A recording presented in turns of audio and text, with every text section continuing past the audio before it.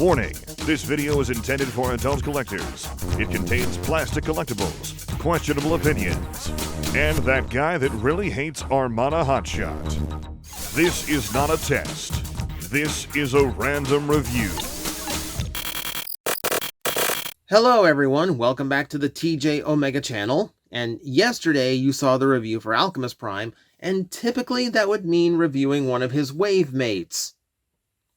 His wave mates that have not arrived at any of my shops yet. So I'm kind of left spinning my propeller blades, as it were.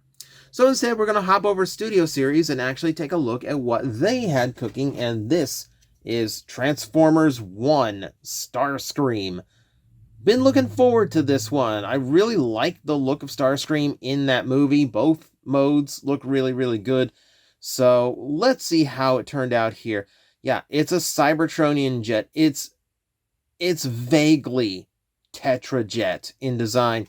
I feel like the farther we get from More Than Meets the Eye Part 1, the less and less the designers really want to use that Tetrajet form. You can kind of see it in the silhouette here, but we have the brand new, I guess intakes, tail fins, what do we want to call these things?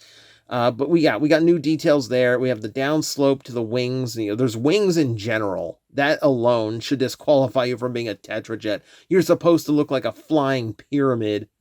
Unfortunately, a lot of underkibble here because it's just how jet transformers go. It's Cybertronian design, so I'm not going to give it too much flack. He doesn't have to really disguise as anything. Thrusters sculpted into the back, as are his hands just kind of sticking out there.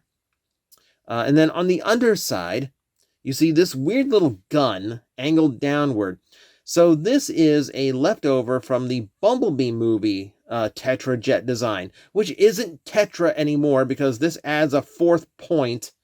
So it doesn't work anymore. Ruined it all. But yeah, it's a residual design element from there. So this is where we're getting farther and farther from Primus's vision of what a Tetrajet should be. We just keep mutating it further and further. But overall, the design doesn't look bad. I like it's not even like an off-white. It's like in a very, very pale beige. It gives him a little bit of an older look, which is interesting. It's not your typical Starscream coloration. The red is mixed in really nicely. I like the way they've made the lining work there by kind of painting over the beige on the red plastic. That looks cool. I like the gunmetal going down the midsection along the wings. That looks really cool. All the guns being individually painted and having like sections of it inside the wings painted, like it's like a snow speeder cannon from Star Wars. Like that's what it reminds me of. Yeah, I love how it's working that. I really like how it's working all those details. The underside also includes his traditional null rays, which are now underslung. And yeah, that's pretty much what you're getting out of the vehicle mode. He's got a lot of really cool details. He looks really, really nice. He's not without his issues, however. So one of these tends to be like, yeah, he's got no landing gear, so you're going to be scraping up like actual parts of him if you lay him down on the ground. But, most people watching aren't children, so that shouldn't be an issue. My bigger issue is just how things align on this toy. So for this top section, you can see where it's supposed to tab down. I can never get mine to actually tab all the way down. It's very, very annoying. Also, this gap between the wing and the base and the body of the jet gets on my nerves a lot. So all of this wing is hinged in. There's a tab here and another tab here. So if I tab this so that the wing is flush like that, even then it doesn't go in all the way, then that tab unseeds itself. So if I try to get that tab in, that creates that gap. And that tab works in a way to make me think that's supposed to be straight, but then there's a tab here that slots in there. This is all I don't know where the design intention is and which one I'm supposed to prioritize here. I don't know. It bugs me. It bugs me just enough to be worth mentioning. But ultimately, I admit it's a minor detail. But, some people are put off by minor details, so I gotta point them out. Okay, this is the part I've been dreading. I gotta transform it now. So I'm not a fan of how this toy transforms. Getting him into vehicle mode more than once has been difficult without parts coming off. But we're going to start by unclipping a lot of stuff from the wings. In particular, I want to untab this piece and rotate these forward to get them out of our way a little bit. All right, and they are only mushroom pegged in, so when things start falling off, this is pretty much where they, this is what likes to fall off on me. All right, I'm going to unpin his arms from the sides here, trying to free those legs up. The legs are going to have like a little bit of an interesting transformation to them, so that's worth paying attention to. I'm going to free his shoulders next. So, yeah, this is a weird part in transforming him from robot mode. This gun sits between two tabs on these two shoulder pieces, so if you're going to include this in the vehicle mode, you have to attach it at this point and then close it up. There's no way to get it on there when he is in jet mode. It's kind of annoying. Just to get him out of the way, I'm also going to take off the guns. We will put them back on later. There we go. Okay, so all this out of the way now. Let me get the legs down. The legs have quite a bit going on here. So these panels are going to fold down like that, which is going to free up the engines to be able to unclip from the little pegs that they are attached to. There we go. And with that, we should be able to get the legs slung out.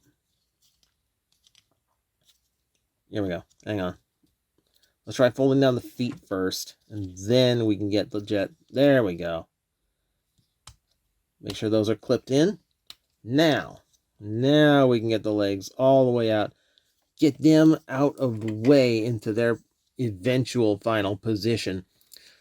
Okay, so wings themselves are a lot of ball joints. So a lot of ball joint manipulation here. Make sure these are folded all the way in. You're not going to have the clearance. These do need to rotate around for the robot mode, and they will fold in like so. This is not a Seeker who has big splayed out wings on his back. This is a much more compact take on it. So there we go. We're going to leave it like that for now. So to get the arms finished, we got to rotate these pieces together. That's hear a nice little snap when you close them up like that. And then we get to the part where I've been putting it off. Let's get this handled, shall we? Let's get all of this canopy and nose cone into the actual robot mode. I'm going to hinge this up here. Start opening this up. This is going to fold down like that all the way. And this is all going to fold as well. This is all going to have to go into his midsection once we're all done. Get that panel out of the way. The head freed. I can bring all this down like that. Then this should be able to come. I should be able to. Hang on. Yeah, this is the part I don't like. This is the part I don't like. Because it comes up looking really smooth once it's done, but it's a little bit annoying to get all of this lined up correctly. You need the practice this transformation a few times to get it right. So there we go. Get that folded like that, so this is separated off. Then I can bring this down. Then I can bring this up, double hinge this. So hopefully, if I got this all right, I can supposedly fill in the gap here. I'm trying to be careful with it because this is just on a normal friction hinge. It's not pinned or anything. So that's going to make it a little bit tricky to get in correctly. It's a very weird, double hinge that is not cooperative in the least. Everything has to be just right in there in order to get it connected. And I could be doing something horribly wrong. And someone in the comment section would go, "You're doing this horribly wrong."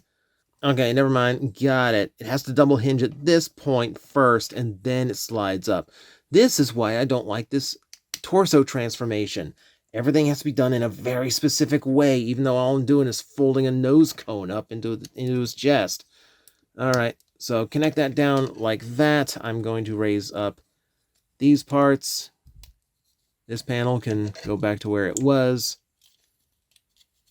Those will tab into the sides of it like so.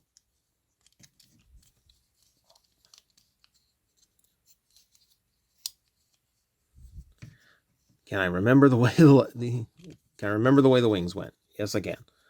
All right. Let's make sure all of this is folded up together nicely, the way it's supposed to be. There we go. There we go.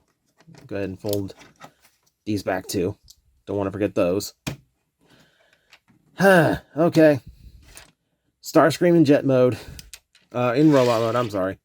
Silly me. Yeah. I don't like that transformation. I'm sure someone out there absolutely loves how all of that collapses together and creates this very rounded torso look. And granted, engineering-wise, that's a really good trick. That actually helps out a lot. Like, that actually looks fairly good. I would dare say that's a really good bit of engineering. It's just very frustrating how everything has to be done very specifically in order to make it all fit correctly. And that's where I'm drawing my issue. Yes, practice would get you to get there a lot easier than I did, but frankly, it should be more intuitive than that, in my opinion. Well, it's done now. We get a nice looking Starscream robot mode out of it, so I'm not gonna harp on it any more than this until we get to the end where I get to harp on everything again. Yeah, he doesn't look bad here. Like, yeah, like he's got a very slender design, especially in the legs. He keeps that sleek look that Starscream typically has. You know, like if I reattach his guns to his shoulders like so, then, you know, that wide, like large shoulder thing is giving me kind of Cybertron vibes, which kind of goes with that modified Tetrajet thing he's got going on. Yeah, he just kind of looks like a less built Starscream. Like, Starscream still needs to do a couple years in the gym to really bulk up the way he needs to bulk up. If I turn him to the side, yeah, he's wearing a lot of the jet on his back, which does remind me, you can just remove this piece to clean it up a little bit more. Pay attention, that piece will be returning in the dumbest way. But, yeah, he looks pretty good. I will give him that. It's interesting to have, like, the folded up wings. Knowing that these are, like, upside down, technically, but they still work as, like, the right angles for the wings for a Seeker. Kind of neat there. If I take a look at his head, what happened? What happened? Did the one making the mold at the factory screw it up and they had to scribble in new mouth? Like, what is with the lips? What is with the lips? Like, why does he have, like, collagen-filled Beverly Hills lips? Like he's played by Steve Buscemi. He's played by a popular character actor once, and it just goes to his head, and he starts going for all the cosmetic surgery. This is not the Starscream I know. This is not the Starscream I know. This looks super weird. I'm not thrilled with this face sculpt in the least. Ignoring that, the rest of it looks cool. I do like how all the colors came together and all the details that were nice in jet mode are still nice and visible here. We got black for the thighs, kind of more of a really dark gray there. There's a little bit of paint to get that color to the forearms as well. I like that. The blues in the more traditional spot in the front of the legs. He has a sculpted slant for the foot, you might notice. We'll get to that here in a minute. Yeah, overall, he does look fine. I do like the look overall on this toy. I will give you a word of warning. These null rays are very, very flexible, even though they're not made of flexible plastic. That's just come from them being very, very thin, so please be careful when handling them. There's a little bit of fear of breakage there. Okay, let's go into the articulation rundown. Ball-jointed head, that gives him plenty of motion and rotation there. Shoulders, yep, plenty of rotation there. We're in Studio Series, so we can use ball joints in the shoulders, so he's got full universal range there. He does have the bicep rotation, which happens just above the elbow. Yep, and the elbow itself, beyond 90 degrees. Always love to see that. We have no waist joint because of how the torso transformed. But we do have ball-jointed hips that have full range of motion, 360-degree legs that swivel at the thigh. Deep knee bends. Super deep knee bends thanks to the transformation scheme. Love to see that. And then we have the ankle. We have no ankle tilt. No ankle tilt, worst figure of the year. Yeah, that's frustrating. Now, I've talked a few times about where I think Transformers are going to start getting budgeted next, and I always thought it'd be the ankle tilt. Because, like, the slanted feet, usually lets a Transformer stand pretty well in poses as it is. So I feel like it's going to be one of those, like, redundant things they don't do anymore. Same as, like, wrist swivels are very rare these days. But this is just me speculating. I don't think this is the start of the decline in articulation. I think it's just a mishap of the engineering, or they couldn't fit it in this time. But that, along with the fact that he has no waist, does hurt his articulation levels quite a bit. Now, we do have a couple of pieces left over. So, let us actually do what the instructions want us to do. This tab into that slot, and create the dumbest looking gun I have ever seen in my life. So, Starscream's going to hold it like this. And he's going to hold it up like the most depressing super soaker you've ever seen. I do like the through line of the gunmetal going all the way. You know, it's like there's like one continuous pipe going, so like that's something. But otherwise, this is really silly. I don't know why they decided that like the top tail fin needed to come off and become like the handle of this super awkward gun, when the gun itself could have just had a 5mm port, and then it wouldn't have to peg into his vehicle mode in such an obtuse way. Like, I don't know. It doesn't look right. It doesn't look right. It looks like some novelty thing, like it's gonna shoot like fake dollar bills out or something. But that, my friends, is Starscream from Transformers 1, the Deluxe Studio Series Edition. And yeah, I ain't too thrilled with it. So, aside from the part where transforming him to vehicle mode, I've lost parts multiple ways on him. Multiple things have popped off during transformation. I just find him not nearly smooth enough in how he transforms. You know, you've got to practice him a few times in order to get it to work correctly. And that's kind of annoying. I think it should be more intuitive than that. The look is fine, outside of like a few gap issues mine has in vehicle mode. Robot mode looks great, outside of this dumb gun he's holding. So, yeah, flawed, but still decent. Still looks good, but flaws that I know for some people are going to be a breaking point on this one. So, that's why we point them out. That's why we're thorough on this channel. And that's going to do it for me. Thank you very much for watching. I will see you next time.